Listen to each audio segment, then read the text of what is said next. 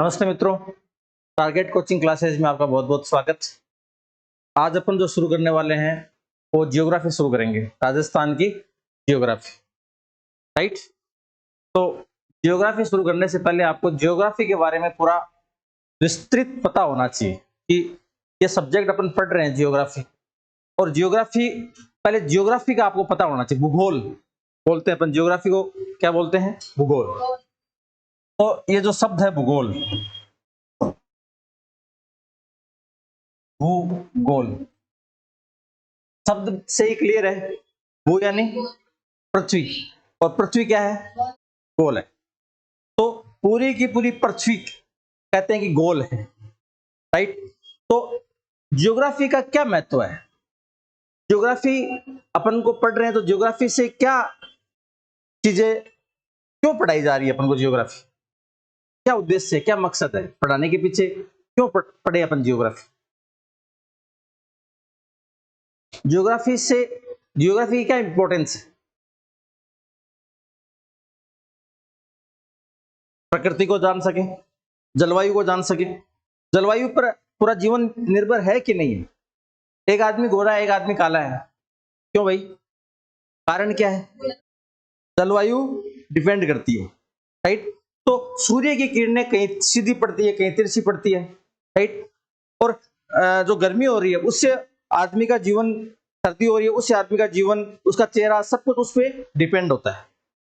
समझ में आई बात? तो जियोग्राफी, हर देश की एक जियोग्राफी होती है और उस देश की जियोग्राफी से उस देश का भविष्य तय होता है। किसी के समुद्र लग रहा है तो क्या कर सकता है? वो व्यापार कर सकता है। और किसी के समुद्र समुद्र नहीं लग रहा है तो व्यापार करने में समुद्री मार्ग से क्या नहीं कर सकता? वो व्यापार नहीं कर सकता। और व्यापार नहीं कर सकता तो प्रॉफिट, व्यापार करेगा तभी तो क्या होगा? तभी जीडीपी बढ़ेगी। ठीक है, तो किसी भी देश की जीडीपी बढ़ेगी तो उसकी जो भौगोलिक स्थिति है उससे पूरा का पूरा जीवन निर्धारित होता है। राइट, अब देखो भारत की जो ज्योग्राफी है, एक तरफ क्या है? हिमालय है, और दो तरफ क्या है? तीनों तरफ पानी है नीचे की तरफ। ठीक है, अब मान लो एक देश की सीमा दूसरे देश से लग रही है, ठीक है, लेकिन उस देश की जो पाकिस्तान के साथ जैसे बॉर्डर लग रही है अपने इंडिया, तो जियोग्राफी तो निर्धारित करेगी कि कोई देश सुरक्षित है कि नहीं। ठीक है, तो कोई भी देश की सुरक्षा का है वो किस पर डिपेंड करता है? जियोग्राफी पर डिपेंड करता है। तो किसी भी देश की लोकेशन है वो अपने को जियोग्राफी को बहुत अच्छी तरह से पता होना चाहिए, क्योंकि उस जियोग्राफी से उस देश का भविष्य तय होता है। पहली बात। दूसरी बात अपन करें कि जिस दुनिया में अपन रह रहे हैं उसको क्या बोलते हैं? संसार बोलते हैं। क्या बोलते हैं? संसार बोलते हैं। संसार में दो चीजें हैं महत्वपूर्ण, एक है जल और एक है भूमि। पूरी जल और थल, जैसे पूरी की पूरी पृथ्वी है, ये क्या है? पृथ्वी। और पृथ्वी पर कितनी चीजें महत्वपूर्ण है? दो, एक है जल और एक है थल। तो एक मान लो जल है और दूसरा क्या है? थल है। तो ये हो गया थल और ये क्या हो गया? जल और थल दोनों है, तभी हम क्या कर रहे हैं? जीवन यापन कर रहे हैं। ठीक है, जल वाले भाग को क्या बोलते हैं? स्थल वाले भाग को स्थल मंडल और जल वाले भाग को जल मंडल। ठीक है, तो ये स्थल हो गया। स्थल वाला भाग को, स्थल वाले भाग को स्थल मंडल, और स्थल मंडल वाले भाग को पूरे को क्या बोलते हैं? स्थल वाले भाग को क्या नाम दे सकते हैं? जैसे महाद्वीप दे सकते हैं। स्थल वाले भाग को क्या कह सकते हैं? महाद्वीप। तो स्थल थल है और थल वाले भाग पर ही क्या होते हैं? महाद्वीप होते हैं। समझ में आ रही बात? तो जमीन होगी उसी को तो महाद्वीप होगा। ठीक है, और महाद्वीप है और जल है, और जल वाला भाग क्या कहलाता है? महासागर कहलाता है। तो दो इंपॉर्टेंट बात होगी, एक होगी महाद्वीप और एक हो गया महासागर। दो बातें क्लियर है? पृथ्वी है, पृथ्वी पर दो चीजें हैं, एक जमीन है और एक पानी है। जमीन वाला हिस्सा है उसको क्या बोलते हैं? महाद्वीप, और पानी वाले भाग को क्या बोलते हैं? महासागर बोलते हैं। क्लियर? अच्छा, अब बताइए कि जो महाद्वीप हैं वो कितने हैं? 7 है। चलो महाद्वीप आपने कहा कितने हैं? 7। और फिर महासागर कितने हैं? 5। महाद्वीप हैं 7 और महासागर है 5। तो बताइए 5 महासागर कौन कौन से हैं? एक नंबर पे आपने कहा कि प्रशांत महासागर, प्रशांत महासागर। 2 नंबर पे दूसरा महासागर कौन सा है? दूसरा महासागर हो गया, चलो हिंद महासागर। हिंद महासागर मान लेते हैं, कर्म से न लिखे तो हिंद महासागर। और बताओ है अंटार्कटिक या अटलांटिक? अटलांटिक। तो तीसरा है महासागर हो गया अटलांटिक। अटलांटिक, अटलांटिक महासागर। तीसरा महासागर कौन सा हो गया? अटलांटिक महासागर। अब बताओ चौथा कौन सा है? क्या हो गया? आर्कटिक। चौथा हो गया आर्कटिक महासागर। आर्कटिक महासागर।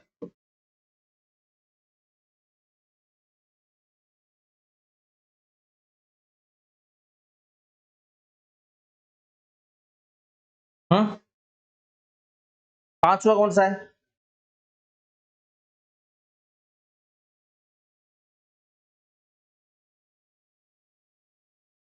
दक्षिणी ध्रुव महासागर।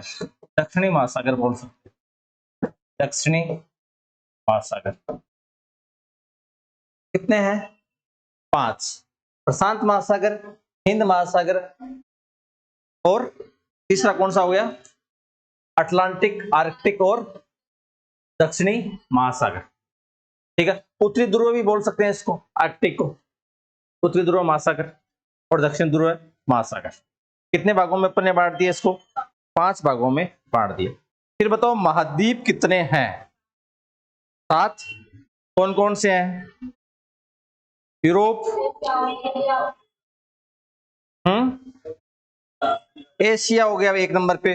2 नंबर पे, 3 नंबर पे, 3 नंबर पे ऑस्ट्रेलिया। 4 नंबर पे यूरोप, उत्तरी अमेरिका, दक्षिण अमेरिका और ऑस्ट्रेलिया। तो एक सही हुए। Asia, Africa. 4 आर्कटिक,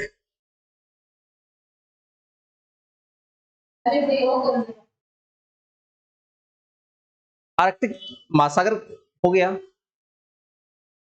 जहां बर्फ ही बर्फ है उसको क्या बोलते हैं? हैं? जहां बर्फ ही बर्फ है, जीवन संभव नहीं है, वो कौन सा है? महाद्वीप है ना? ये तो बच्चों वाली बात हो गई ना। कितने हैं महाद्वीप? 7। और 6 याद है अपन को, 7वां याद नहीं आ रहा है, यही बात है। एशिया हो गया, यूरोप हो गया, उत्तरी अमेरिका हो गया, दक्षिण अमेरिका हो गया, अफ्रीका हो गया, ऑस्ट्रेलिया हो गया। सही हुए। अंटार्कटिका कौन सा है? अंटार्कटिका। अंटार्कटिक, आर्कटिक और अंटार्कटिका। अंटार्कटिका जहां बर्फ है केवल। ठीक है, तो यहां पर अपन नेक्स्ट चलते हैं महाद्वीप की तरफ। महाद्वीप, महाद्वीप। सबसे पहला कौन सा हो गया? एशिया। दूसरा कौन सा हो गया?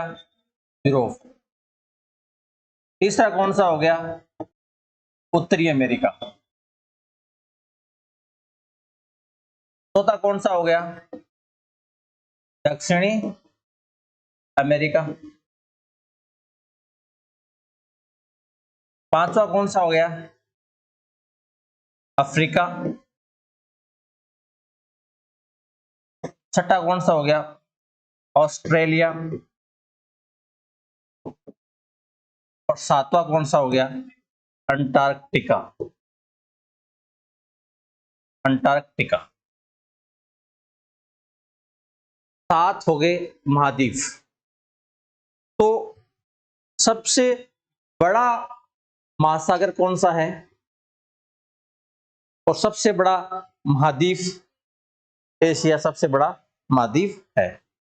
ठीक है, रूस किस में आता है? ये बात, एशिया और यूरोप दोनों में आएगा कौन? रूस, है ना। पुर्तगाल कौन से महाद्वीप में आता है?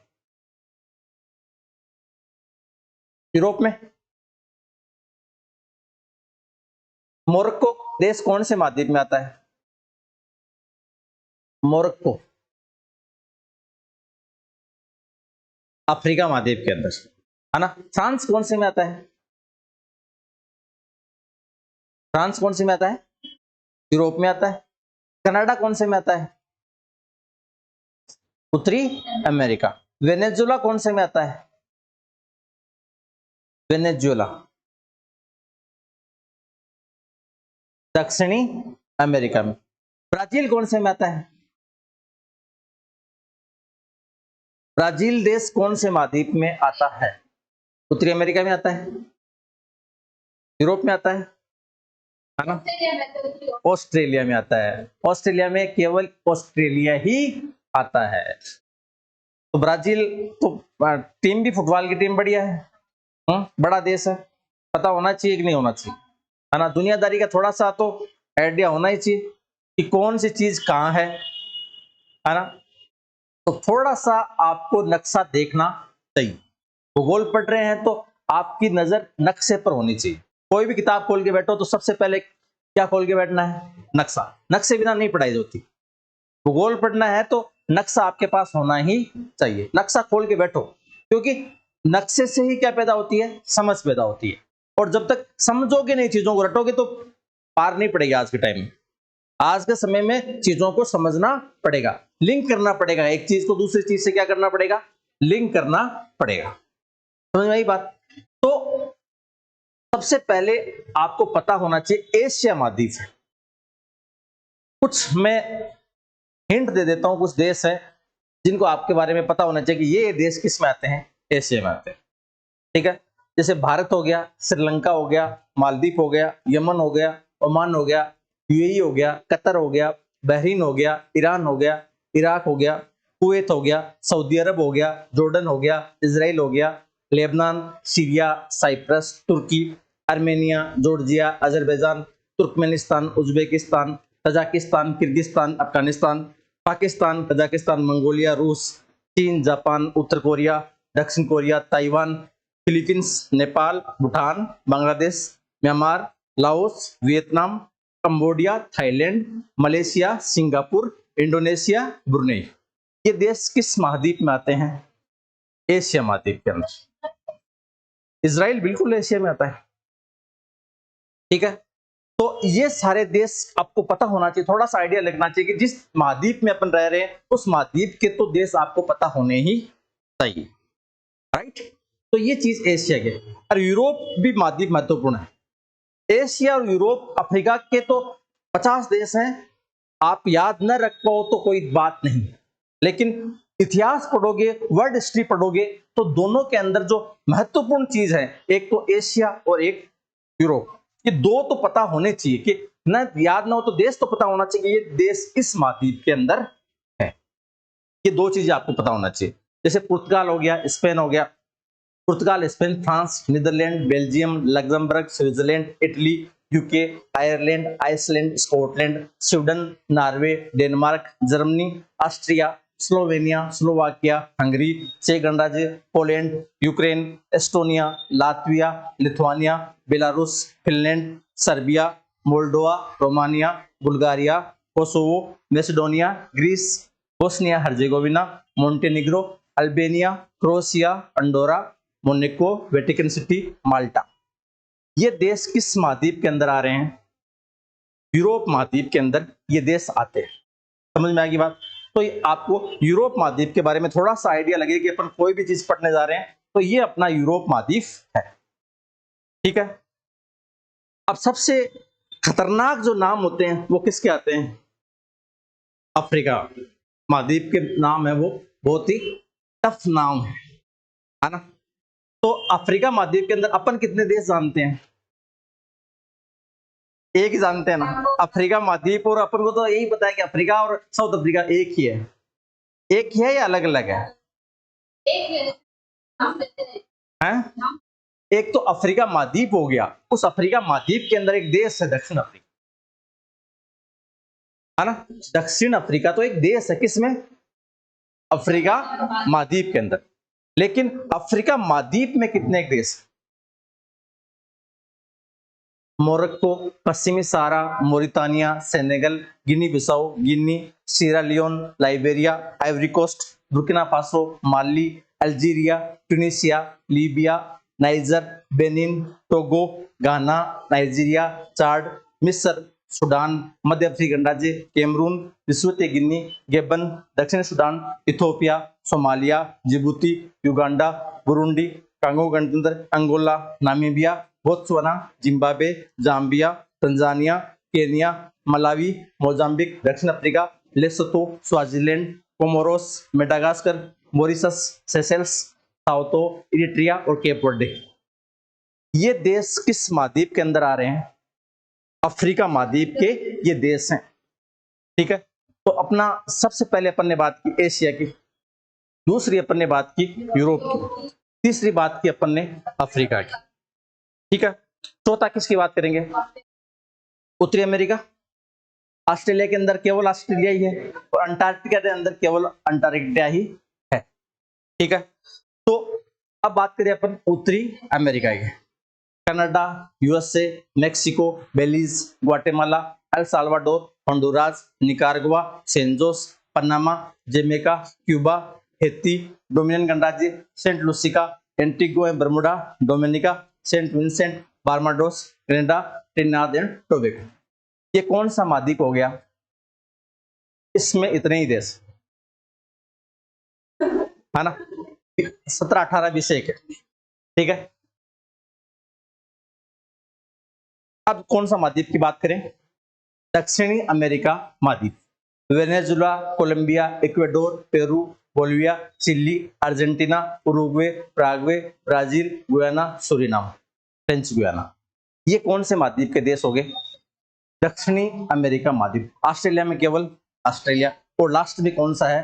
अंटार्कटिका, ठीक है। तो ये ओवरव्यू है अपनी जिस दुनिया में अपन रह रहे हैं, उस पूरी दुनिया के अंदर, उसमें से इतने सारे देशों में से भारत भी एक देश है, भारत भी एक देश है। इतने सारे देशों में जिसमें हम रहते हैं भारत है, और भारत में भी क्या? राजस्थान। भारत में कितने राज्य हैं और केंद्र शासित प्रदेश? 8, ठीक है। 8 केंद्र शासित प्रदेश और 28 राज्य। 28 राज्यों में आपको कौन कौन से राज्यों के बारे में पता है? पंजाब, सबके बारे में पता है, सब याद है, ठीक है। राज्य याद, बढ़िया। केंद्र शासित प्रदेश पता है, ठीक है। फिर राजस्थान के, अगर हम जो पढ़ने वाले हैं किसको पढ़ेंगे? राजस्थान। राजस्थान के बारे में अपन छोटा सा, अपना ज्यादा नहीं है राजस्थान, भारत भी पढ़ेंगे, पहले राजस्थान को पूरा का पूरा ज्योग्राफी, राजस्थान की ज्योग्राफी है वो बढ़िया तरीके से अपन करेंगे। समझ में आ गई बात? अच्छा, तो राजस्थान के तो 2 चीजें होती है। अगर ये पृथ्वी है तो इसमें 2 रेखाएं खींची जाती है। एक रेखा कौन सी कहलाती है? अक्षांश, और एक रेखा क्या कहलाती है? दिशांश। तो अक्षांश ऐसे खींचे या ऐसे खींचे?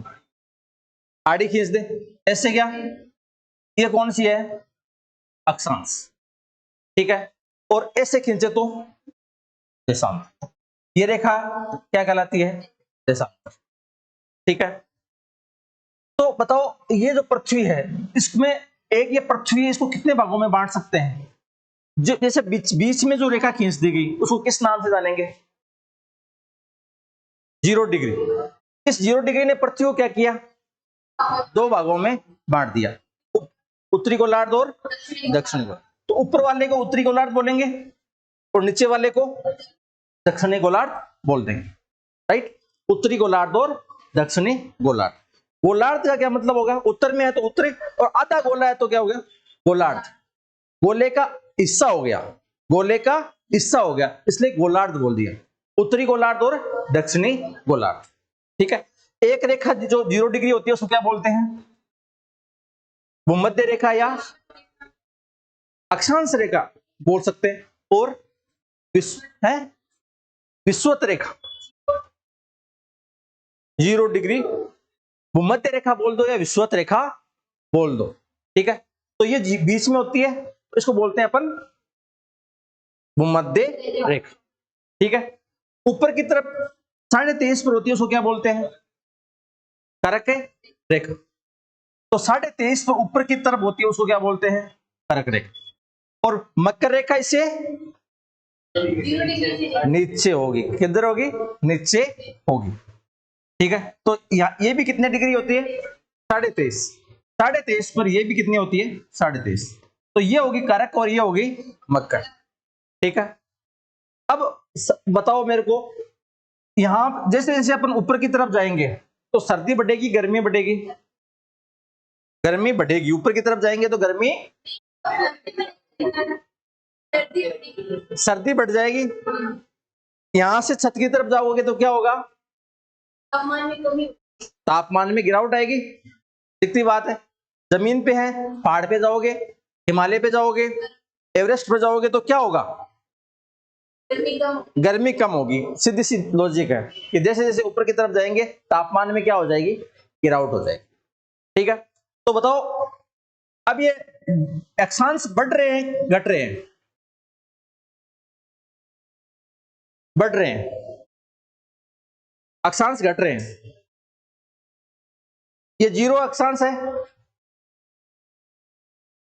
लंबाई में तो घटेंगे क्योंकि ये दूरी क्या हो रही है? धीरे धीरे धीरे धीरे कम हो रही है। लेकिन वैसे क्या कर रहे हैं? 1 2 3 4 ऐसे बढ़ेंगे। तो अक्षांश जैसे जैसे बढ़ रहे हैं उस आधार पर क्या हो रहा है? गर्मी कम हो रही है, गर्मी कम हो रही है। ये सिचुएशन उत्तरी गोलार्ध में और ये सिचुएशन दक्षिणी गोलार्ध में एक रहेगी। अच्छा, अब मान लो सूर्य है वो भूमध्य रेखा पर है, ठीक है, और सूर्य उत्तरायण होता है तो क्या होगा? हाँ, उस साइड में गर्मी ज्यादा होगी। पहली बात, छोटी सी बात ये समझ लेनी है। अब देखो, पहली बात अपन करेंगे राजस्थान का जो भूगोल है, राजस्थान का भूगोल।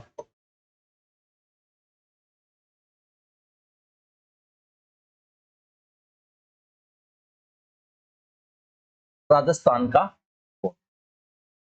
राजस्थान के भूगोल के अंदर अपन देखें तो राजस्थान के भूगोल की सबसे पहली बात अपन बात करें संभागीय व्यवस्था की। इसकी बात करें संभागीय व्यवस्था की, तो राजस्थान का जो एकीकरण हुआ वो कितने चरणों में हुआ? 7 चरणों में राजस्थान का एकीकरण हुआ। 7 चरणों में से पहले चरण का क्या नाम था? मत्स्य संघ। पहला संघ था, उसका नाम था मत्स्य संघ। दूसरा क्या था? दूसरे का क्या नाम था? पूर्व राजस्थान। दूसरे का नाम था पूर्व राजस्थान। तीसरे का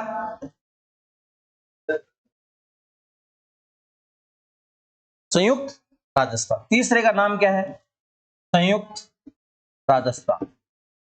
चौथे का वृहद राजस्थान। चौथा हो गया वृहद राजस्थान। पांचवा हो गया मत्स्य पूर्व संयुक्त वृहद, उसके बाद में संयुक्त वृहद राजस्थान। दोनों को जोड़ देंगे तो संयुक्त वृहद राजस्थान। संयुक्त वृहद राजस्थान। छठा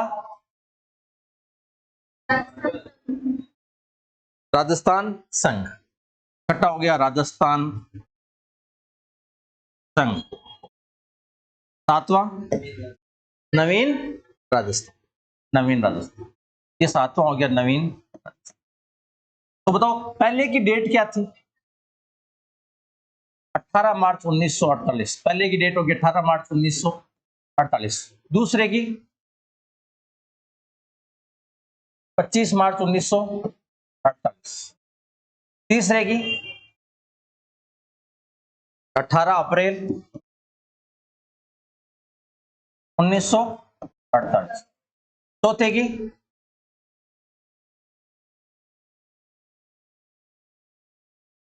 15 18 मार्च वापस। पंद्रह मई, तुम सोचो।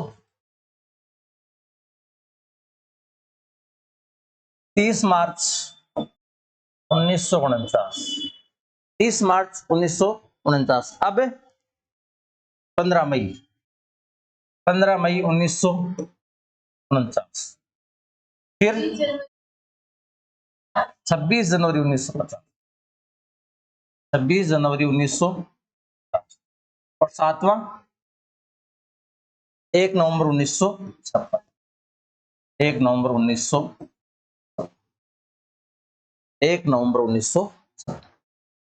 तो ये इस तरह से राजस्थान का क्या हुआ, एकीकरण हुआ।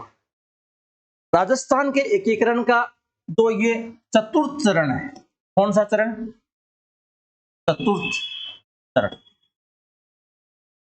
इस समय 1949 के अंदर राजस्थान के मुख्यमंत्री कौन थे? हीरालाल शास्त्री। चतुर्थ चरण के समय जो मुख्यमंत्री थे उनका नाम था हीरालाल शास्त्री। हीरालाल शास्त्री। चतुर्थ चरण में हीरालाल जो शास्त्री थे उन्होंने क्या किया? संभागीय व्यवस्था प्रारंभ की। 1949 एकीकरण का कौन सा चरण? चतुर्थ चरण। और चतुर्थ चरण के अंदर कौन थे? हीरालाल शास्त्री ने किसकी शुरुआत की? संभागीय व्यवस्था की शुरुआत की। समझ में आ गई बात? तो हीरालाल शास्त्री ने संभागीय व्यवस्था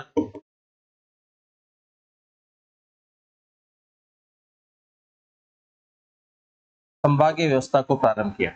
संभागीय व्यवस्था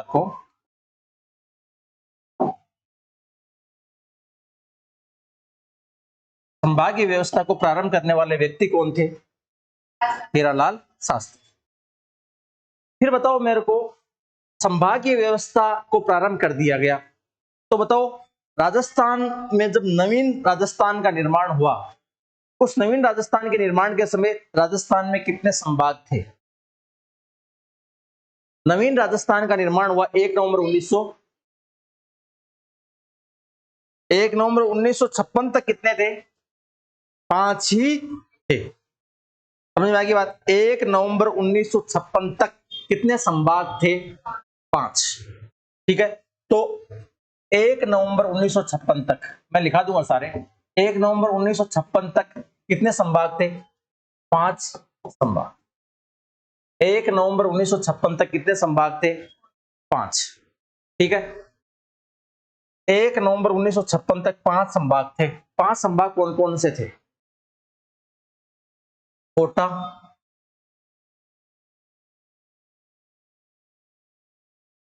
जयपुर, जयपुर हट गया तब अजमेर आया।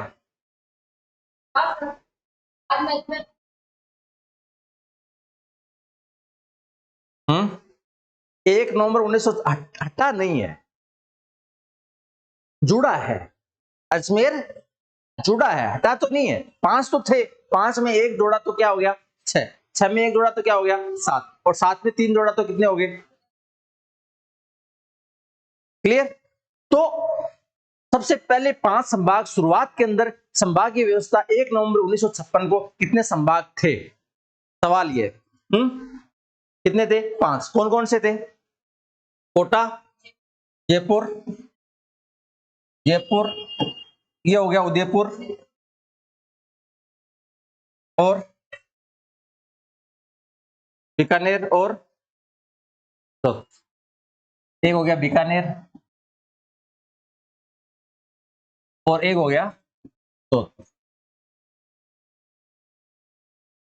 कितने संभाग थे? 7 या 5। शुरुआत में 1 नवंबर 1956 को कितने संभाग थे? 5। ठीक है, तो बताओ ये संभागीय व्यवस्था को समाप्त किसने किया था? कब किया था? 1962 में। कब किया था? 1962 के अंदर। 1962 में संभागीय व्यवस्था को समाप्त करने वाले व्यक्ति का नाम क्या था? मोहनलाल सुखाड़िया। तो मोहनलाल सुखाड़िया, तो मोहनलाल सुखाड़िया ने जब संभागीय व्यवस्था को समाप्त कर दिया, तो बताओ संभागीय व्यवस्था को प्रारंभ किसने किया? वापस प्रारंभ किसने किया? हरदेव जैसे ने कब किया? 1983 में, 1987 के अंदर। कब किया था? 1987 के अंदर। तो फिर 1987 के अंदर वापस शुरू करने वाले व्यक्ति कौन थे? हरिदेव जोशी। हरिदेव जोशी ने संभागीय व्यवस्था को क्या किया था? वापस शुरू कर दिया था। ठीक है, तो बताओ वापस शुरू किया गया था, तो बताओ नया संभाग कौन सा बनाया? अजमेर बना। तो 5 तो वो हो गए, फिर छठा संभाग कौन सा बना? अजमेर बन गया। 7वां संभाग भरतपुर बन गया। 8वां संभाग सीकर बन गया। 9वां संभाग पाली बन गया। और 10वां संभाग बांसवाड़ा बन गया। 10वां संभाग बांसवाड़ा। तो कितने संभाग बने? 10। शुरुआत में कितने बने थे? उस समय मुख्यमंत्री कौन थे? मोहनलाल सुखाड़िया। किसके समय में संभागीय व्यवस्था को समाप्त कर दिया गया? मोहनलाल सुखाड़िया के समय। किसके समय संभागीय व्यवस्था को प्रारंभ कर दिया गया? हरिदेव जोशी। भरतपुर संभाग किसके समय में बनाया गया था? भरतपुर संभाग किसके समय में बनाया गया था? प्रश्न को सुन लो सही तरीके। हाँ, हरिदेव जोशी ने थोड़ी बनाया था भरतपुर संभाग। हाँ, लेकिन भरतपुर संभाग किसके समय में बना था? कब बना था? 2005 में बना था। 8 में क्या बना था? 8 में भी कुछ बना था। प्रतापगढ़ को जिला बनाया गया था। समझ में आ गया? प्रतापगढ़ को जिला 2008 के अंदर बनाया गया था। क्लियर? कितने संभाग हो गए? 10। समझ में आ गया? अच्छा, अब थोड़ा सा लिख लो इसके अंदर। अच्छा, पहले बताओ फिर मोहनलाल सुखाड़िया के समय, किसके समय में जो नागौर के बुगदरी गांव के अंदर पंचायती राज व्यवस्था की शुरुआत की गई थी? पंचायती राज व्यवस्था की शुरुआत कब हुई थी? पंचायती राज व्यवस्था की शुरुआत कब हुई थी?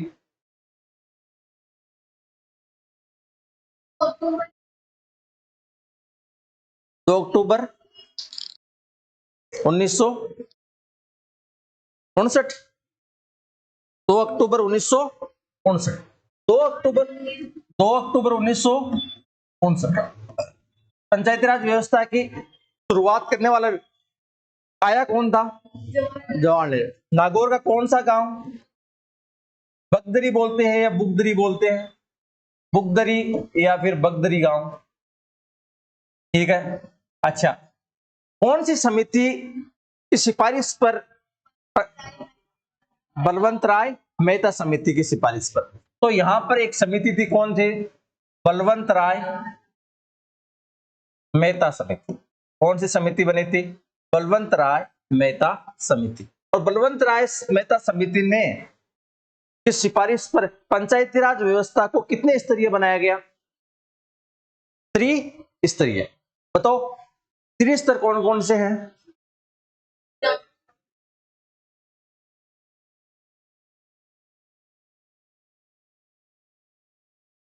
कौन कौन से 3 स्तर हैं? उच्च स्तर बताओ कौन सा है? उच्च, सबसे उच्च स्तर, मध्य स्तर और निम्न स्तर। निम्न स्तर पर क्या है? निम्न स्तर सबसे नीचा नीचा ग्राम पंचायत। मध्य स्तर पर पंचायत समिति। और उच्च स्तर पर ग्राम सभा, ग्राम पंचायत, पंचायत समिति। पंचायत समिति से सोचो क्या बोल रहे हो? ग्राम सभा। पंचायत समिति से ग्राम सभा में जाएंगे। पंचायत समिति से ग्राम सभा में जाएंगे क्या? नहीं जाएंगे ना। ग्राम सभा में तो कैसे जाएंगे? पंचायत में आ गए तो फिर ग्राम तो नीचे हो गया, तो नीचे कैसे जा सकते हैं अपन? ग्राम पंचायत, पंचायत समिति, जिला परिषद। ग्राम पंचायत, पंचायत समिति, और तीसरा कौन सा हो गया? जिला परिषद। ठीक है, तो बलवंत राय मेहता समिति ने पंचायती राज, इससे पंचायती राज की वजह से लोकतांत्रिक केंद्रीकरण हुआ या लोकतांत्रिक विकेंद्रीकरण हुआ? क्या हुआ? लोकतांत्रिक विकेंद्रीकरण। विकेंद्रीकरण का क्या मतलब होता है? बांट दिया। केंद्रीकरण का क्या मतलब होता है? एक जगह, एक ताकत है वो किसी एक आदमी के हाथ में, तो ये क्या हो गया? केंद्रीकरण। और ताकत को एक आदमी के साथ में चार आदमी को और बांट दी तो क्या हो गया?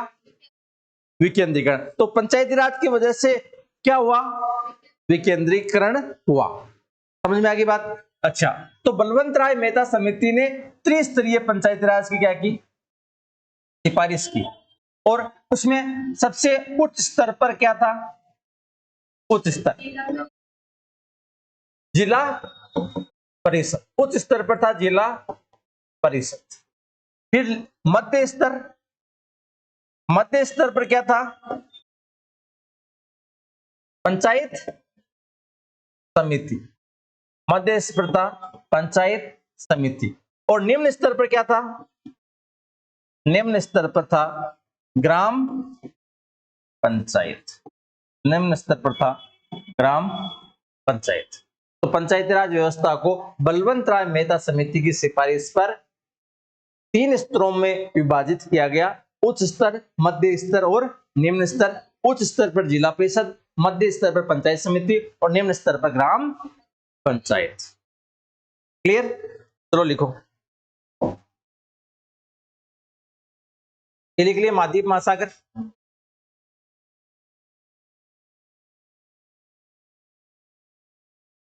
राजस्थान का एकीकरण लिखो। राजस्थान का एकीकरण 7 चरणों में, राजस्थान का एकीकरण 7 चरणों में पूरा हुआ।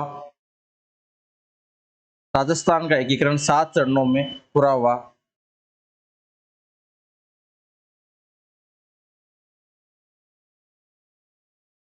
सात चरणों में पूरा हुआ। एकीकरण के चतुर्थ चरण में, एकीकरण के चतुर्थ चरण में, एकीकरण के चतुर्थ चरण में हीरालाल शास्त्री ने, एकीकरण के चतुर्थ चरण में हीरालाल शास्त्री ने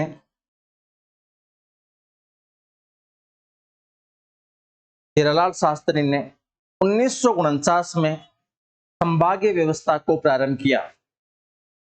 हीरालाल शास्त्री ने संभागीय व्यवस्था को प्रारंभ किया। हीरालाल शास्त्री ने संभागीय व्यवस्था को प्रारंभ किया। 1 नवंबर 1956 को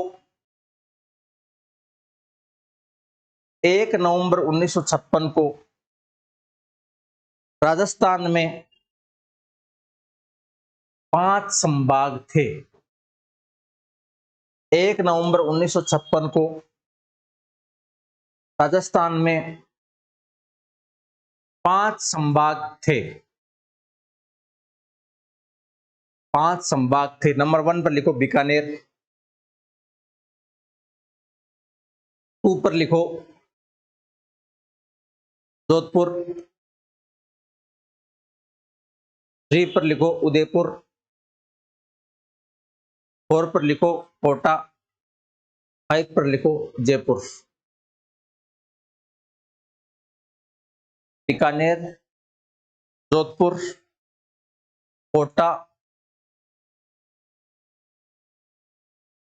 जयपुर, उदयपुर, ये 4 और 5 लिख लो।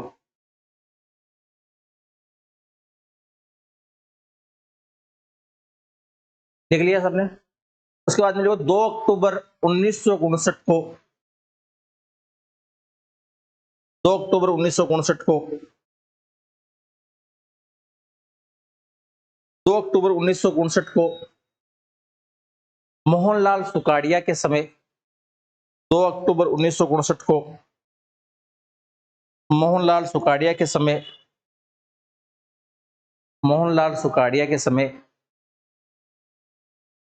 तत्कालीन प्रधानमंत्री पंडित जवाहरलाल नेहरू ने तत्कालीन प्रधानमंत्री पंडित जवाहरलाल नेहरू ने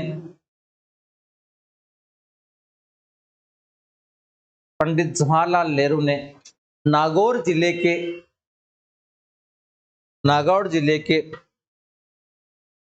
बुगदरी गांव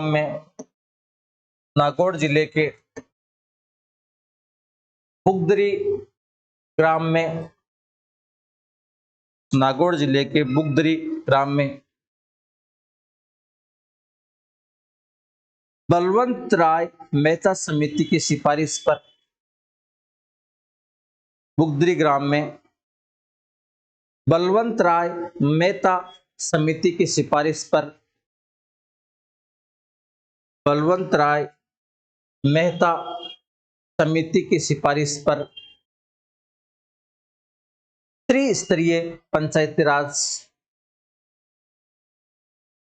त्रिस्तरीय पंचायती राज की शुरुआत की। बलवंत राय मेहता समिति की सिफारिश पर त्रिस्तरीय पंचायती राज की शुरुआत की।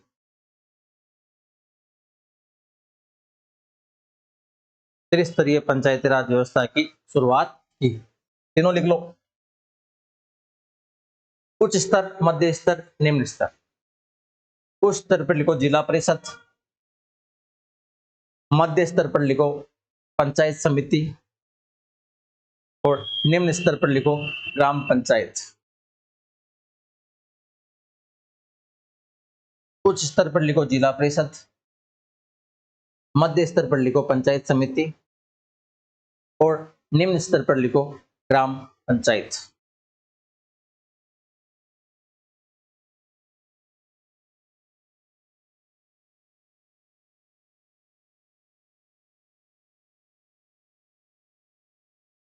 अप्रैल 1962 में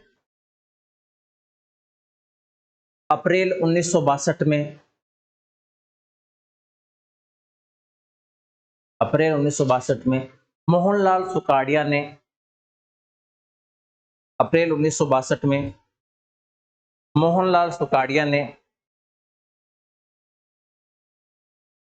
संभागीय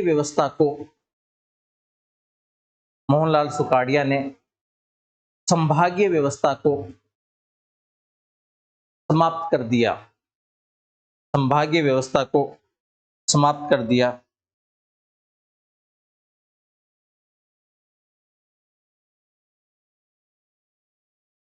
जनवरी 1987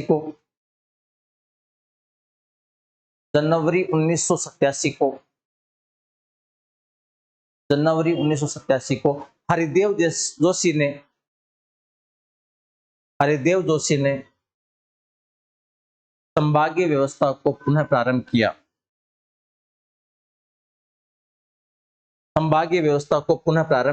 हरिदेव जोशी ने जनवरी 1987 में संभागीय व्यवस्था को पुनः प्रारंभ किया।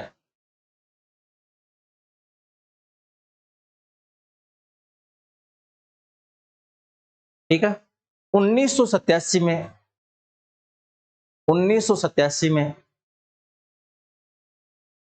जयपुर से पृथक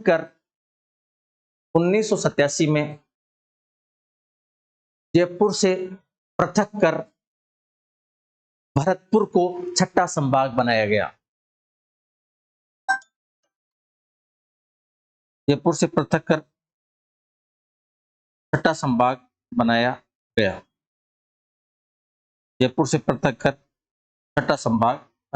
गया।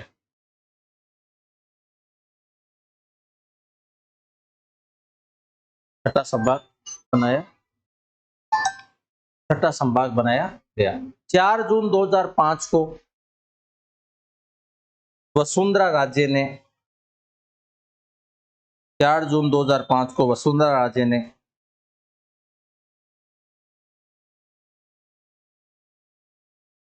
4 जून 2005 को वसुंधरा राजे ने भरतपुर संभाग, आ रहे हो 10 मिनट में 10 मिनट में आ रहे हो। भरतपुर है अजमेर, उसमें अजमेर लिखना है ना, पहले वाले में अजमेर भरतपुर लिख लिया ना।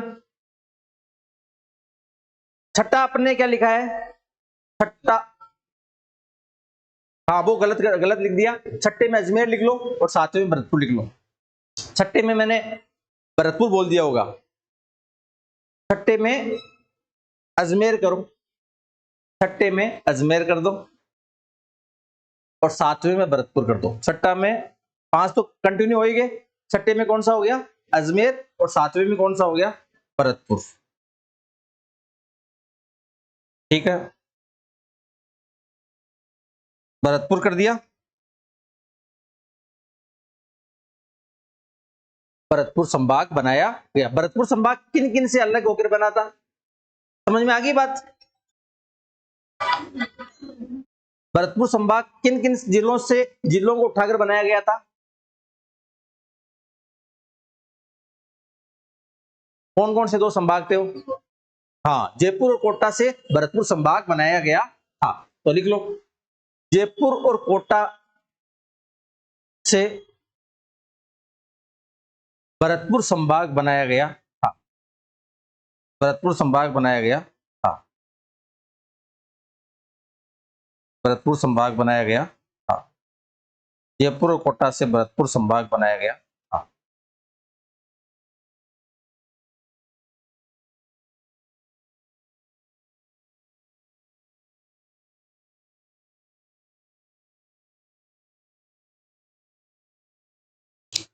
और लास्ट में लिख लो, अशोक गहलोत ने, मुख्यमंत्री अशोक गहलोत ने, मुख्यमंत्री अशोक गहलोत ने राम लुभाया समिति की सिफारिश पर, राम लुभाया समिति की सिफारिश पर 3 नए संभाग बनाए। राम लुभाया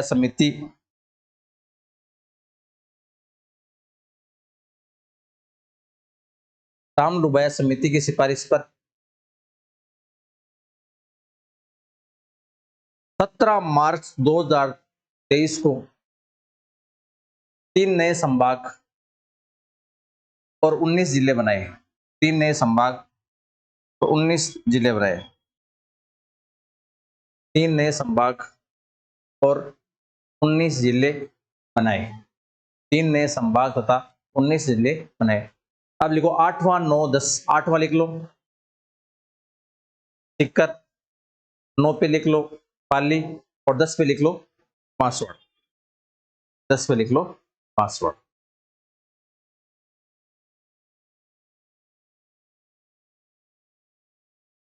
ठीक है, कल इससे आगे अपन देखते हैं। Okay, thank you.